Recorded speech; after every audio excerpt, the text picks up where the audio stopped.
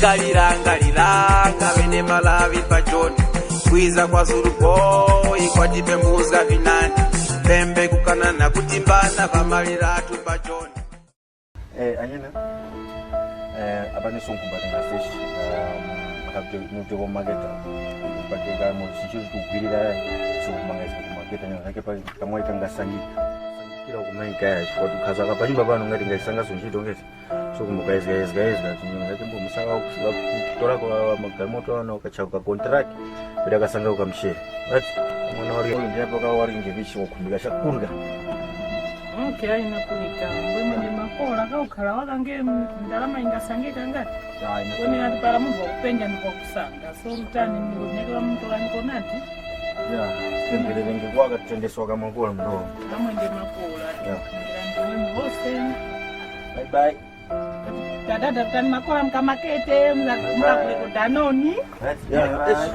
ndiko tushitwa bye bye ngulira tata rote Tapisa namkula Danoni ada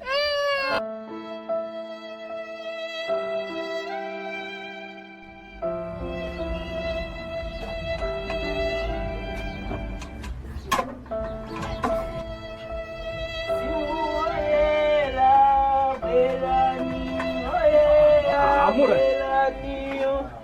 Ndi mamura. Mwafasa tu. Muluri. Makora na mobile. Simakora. Onga. Ya. Bitu, nimusange myane. Vanini vanatoka maketa tonchito vampenja kuti magani. Ya mwikika. Ambo mzakamparata kambweni musangenge na mpukwa yeso mpachire mbwe. Ya pasodea pafupi kuwera lindirani waka anje mpika pa lindirani waka msanga ninge sosona. Jira mnyanera ngokusuka ngangaza so finali muramu nize ngaka makora maningana para iwi. Ya ni wanga mgazira mveni ya ivaramba nyinyu mbona mgazira mveni maya pera katu statu munhu ngosuza muona munhu. Ya isanike waka samkhala kapasi nyumba kuti monenge kwa video ndena. Okay, ambweka ntinde poti kandi mwayo oya. Nya sosona banda imbo yafika. Nadi ko kaikira imba nyinu wara. Okay, anapulika. Nadi pana kanti kimaza kasuka kumbali. Okay. Nadi pana. Belani. Oyela belani mutifungati. Nyimbo hii na fundi na mtora kwa nyimbo.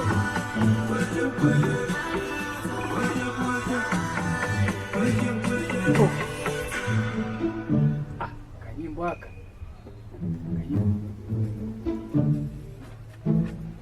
Mlam. Mura. Hapa napanga huyu kuti mweko datuti. Ya Kakulindira mavuka. Kwa zizira nati. Anzondena apukwa na la mara so mungura ila poka nyimbo haka tena mbwenu pukwa la mara. Mula mwaniko dati yuyu. Okay. Kama walindira nikale.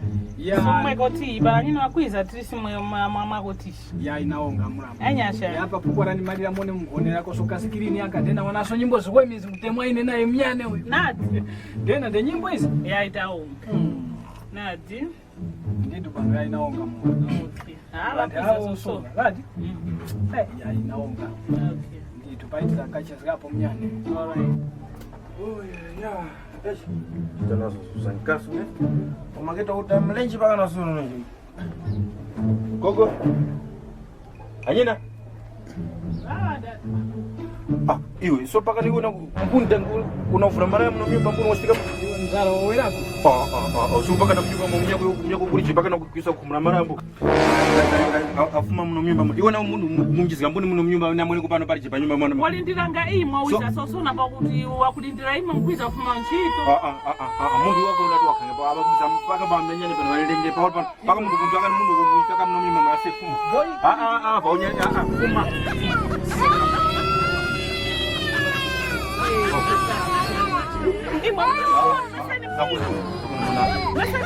Mnyane pako yangu. Pakira kati kuchukini wa mweko tuwa kulinda hii. Lega upanga tuwa ngiti shitama mwanana. Sheso zanipisha hapa. Mesa ni mnyinu best friend. Mnyane paka na kumjiziga mno myumba mu. Na kumjiziga mnyumba na kuye kumuna ni mwana. Pakira kwa kati mwisha. Kushinyake. Ndira ngomeza shita. Ukwa. Ini natini mwanyane mama ndumukuchezgerana. Imwe kuli kwa mnyinu mkaka mwako ya iti yoro mkaka chezgai kwa mnyinu. Mbwa mjini uza mnyumba shanangika. Kwe mwa wantu imwe mafrendi ya shanalome ngakusuzga chomini. Hata nakasi upangira na sanje ndena ngati. Ash.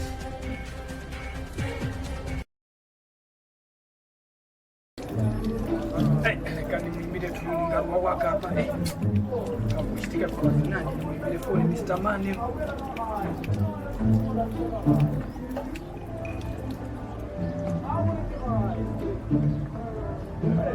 Wanyamata nambara zao zukanda tuwafuke.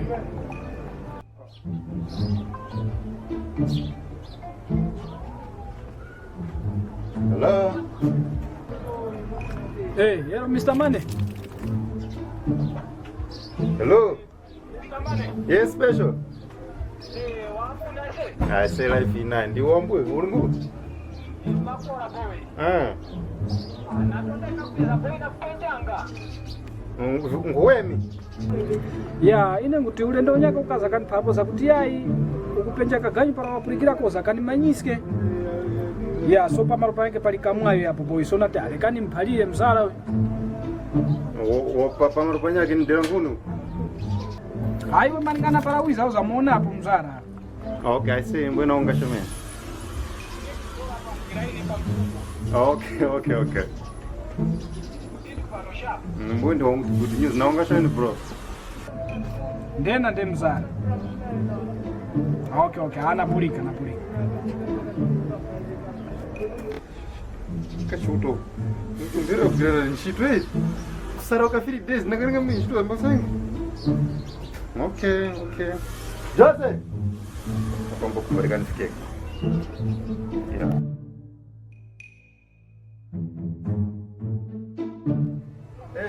Zuru. Uri nguni? Unisange pa Moscow hapo pasanga kama hapo morpa unisange pa Moscow fast. Yeah, nangao kulika pass unisange fast pa Moscow kaso hapo. It was what? Yeah, sharp. Contact.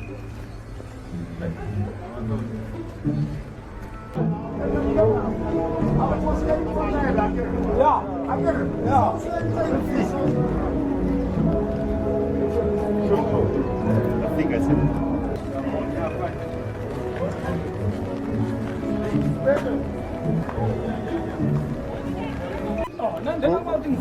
Okora nyengo, takora nyengo. Mwaikora panyengo nomba dogo ya imsara. Bigi. Nditu tupa. Wende ndio. Tauziswa mnyana. Huyu ni njani? Sasa huyu ni mnyana. Munyako yu. Nikatanga siniza tinganjira kari munyumba mucho iskani kapi kwange ni huyu na Vera nazo awizana ina kaine mtuize kuno. Ndanyu kwenu nguzuza na mnyako. Na mnyana bi. Okay, jirani time akapa mpepete potikana na. Mje vinjevo? Ya njewe palike. Tina baba.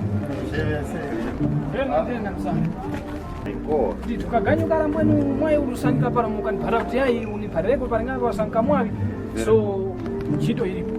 Machero chiri. Ya nchivaki nati no mairo panga niwe vinandeti. Na mnyana. Kwani namtu kaskana paranga ndikataka ndikarika ukumayo timbo mbakafoni kara wakanipira mbo mixing namukanimbira para manga mayara kama foni okuseva kuku mboera ngwazi narako mbo nikupalio la senga kalinga usainga jeshi mbo namnyandi okusevera kusha mora ndina mnyandi sewe ine ngopala kuti oro kupenja muntu ngiza nawe wachitika mtu so uyu muntu yeye ayo oyu ibona weche ndikatanga oyu oro nanga ningasanga wemu kuti ningamchema uyu chikwewe uyu wakanipanga chipungwe kunyumba kwake napupa iyo uyu ni mnyana kuti tikatemana kabisa abwara yaenda angu yaonelezo toro ufundi uyu wali hapo kwiza kunyumba kwake msara mwakazi wake tafika mnyumba wa njisa walindile ni mapesa sonsona hapa patanguta nikale tutangoesana tenge wawerengeka wangu lindira amuna matipasati ya shida niko katibu ana so nakosha kula mfunguza nena mbwe uyu wansanga kuti mkushitachi bati ya pake katanga ni waoneleza ya wako na ngukuma to wamanya kuti ni mzaleza njindere ndumbozuwe mbwe manu ndumbozuwe kuje kwa katapa vindi na siku mutali niyo yakakwaiwe chetipangi murenji nkani uyu ni mnyani so namuone mnyani uri mnyani mpungu lotaka mose muri vanyani kwambura kuchita boze iwe namuntu pangira pa chumeni vanhu vakusura kupanga pandinai ya chumeni Afrika reka kutorera cha ndipo uyu naye pa asepara ndikugapanga umanyirepo kuti umoyo wandena ngwe miwo uvira myake kumanyika chii panga chipungu waliyose undamanyina muvindi kupa suzvonja kuti anyamata paranyemo nyake pano pajoni mwarika kwemakora varama ntumbo zati tukumbwe mukujona uchi chose chiri makora so machero venevhivi machemo zvakakumbata nyinyi maona ziwake rikwere neriri poti mwarika makora uko mwarika turama ya iko patakazikuwa zenu ya ikwati mutise nase mutilemekezenge mai kuti machero muzamukumba uviri kwaize nimoti uchitirane naye ndeule ndonga kwasungugwira soyaika uvuma kumaketi so kuvuma kumaketa mbweni kongapanga nthena na myako kapurasi kupita mtima okusange myako myako kugwira okusange mimba kumwaso so kuchitika pandipala mbweni kapoka kuti nimkarevi wenu yeuli kasimbo wakaonda wakaruza nimeila ndilapo watu kusambira nimoti uchitira ikena big so kulika pera big kumulingani mnyani ya septis mtaya je wapo watu kusambira wamanyi kuti wo wili ukufumira okumayinkacha ansewe para kuza kunyumba ukamfumba tikacha kulisha para kuchuza kweza tempa ona kusambira so please nyata wini nyana sende na yai para kanili po kupingiwa saidi maika chala na machero pange machero era ndiwo mboyo ndio sono mboyo tawo maika pano napulika machero boy ni kuti na ipo machero ukasherere pa hivi hapo 7 mozo kufika kwa kunjira ni ito so para wini nyaka na para kuna yeye namba ngadiita na pasho wakani pala siku mboni ngaka namona sasa ngeti habara ni mzee unaona usikia dara ndani ya ya bwana mbona zingine